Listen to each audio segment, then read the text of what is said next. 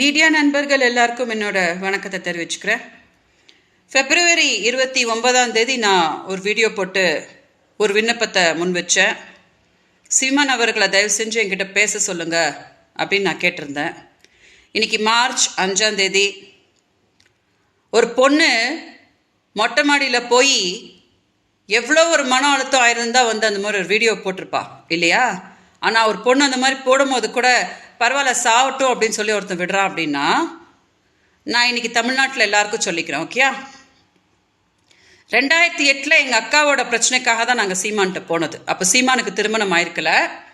என்னை திருமணம் பண்ணிக்கிறேன்னு சொல்லிட்டு என் கூட 3 வருஷம் குடும்பம் நடத்தி என் வாழ்க்கையை சீரழிச்சு ரகசியமாக எனக்கோட திருமணமும் பண்ணி அதை வெளியில் சொல்லாமல் தலைவர் பிரபாகரன் அவர்களை வந்து சொல்லி என்னை ஏமாற்றி எல்லாத்தையும் நாசம் பண்ணார்.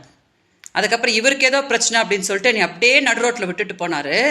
சரி, என்னை வாழ விடுவாரான்னு பார்த்தா தமிழ்நாட்டில் எனக்கு விபச்சாரின்ற பட்டம் கட்டிட்டு என்னை அசிங்கப்படுத்தி யார் உதவி பண்ண வந்தாலும் என்னை கொச்சையாக என்னை பேசி போன வருஷம் மார்ச்சுக்கு சீமானுக்கு வந்தபோது திமுக காரங்க முன்னாடி என் மானம் போது, அதனால் அவளை என்னை பற்றி பேச வேணான்னு சொல்லு, நான் அவளை காப்பாற்றுறேன்னு சொல்லு, நான் தானே அவளோட புருஷன் அப்படின்னு சொல்லி மாதம் 50,000 ரூபாய் கொடுக்குறேன் அப்படின்னு சொல்லி மதுரை செல்வம் வச்சு டீலிங் பேசி அவர் எல்லாம் சொன்னார்.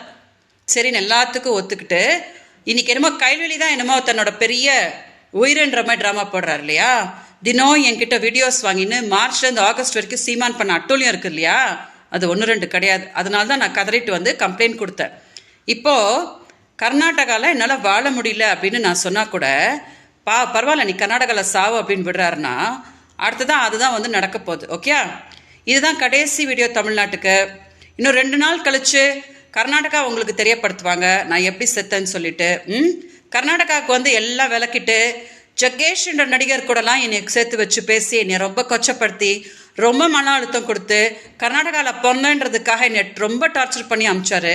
அதனால தான் நான் இந்த முடிவு எடுத்திருக்கேன் அப்படின்னு சொல்லிட்டு நான் வந்து என் உயிரை வந்து நான் முடிச்சுட்டு அந்த நியூஸை அஃபிஷியலாக அவங்களுக்கு கர்நாடகா கொடுப்பாங்க.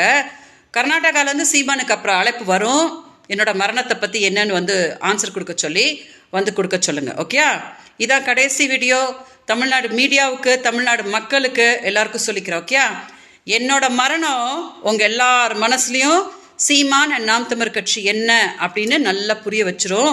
அதுக்கப்புறம் அந்த மாதிரி ஒருத்தர் வந்து தமிழ்நாட்டுக்கு வேணுமா வேண்டாமா அப்படின்னு நீங்களே முடிவு பண்ணிக்கோங்க. ஓகே, உங்கள் எல்லாரோட அன்புக்கும் உங்கள் எல்லாரோட ஆதரவுக்கும் வணக்கம் தெரிவிச்சுக்கிறேன். வணக்கம்.